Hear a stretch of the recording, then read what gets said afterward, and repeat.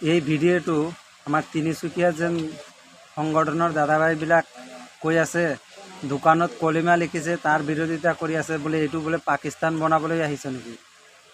সেই দাদাভাইসকলক সুধিছোঁ, আপোনালোকৰ যেন ঘৰে ঘৰে যে আৰবী লিখা আছে সেইবিলাক আগত উলিয়াওকচোন। এইটো চাওক, এইটো কাৰ ঘৰত না আছে? ইয়াত 16টা ভাষা লিখা আছে। এই 16টা ভাষাৰ ভিতৰত আৰবীও আছে, ফাৰচী আছে, তাৰপিছত আপোনাৰ উৰ্দু লিখা আছে। এই টকাটো আপোনাৰ ঘৰত নাই নেকি? গৈ পেলাই কওক ভাৰতীয় ৰিজাৰ্ভ বেংকক যে ইয়াত আৰবী থাকিব নালাগে। চাগে তাত এই যিজনে বনায় গভৰ্ণমেণ্টটো, এই গভৰ্ণমেণ্টে চাগে পাকিস্তানৰ পৰা আহিছে, নে এতিয়া আৰবৰ পৰা আহিছে, নে ফ্ৰান্সৰ পৰা আহিছে, না ইংলেণ্ডৰ পৰা আহিছে। ইয়াততো 16টা ভাষা আছে। এই 16টা ভাষা আগত চেঞ্জ কৰকচোন।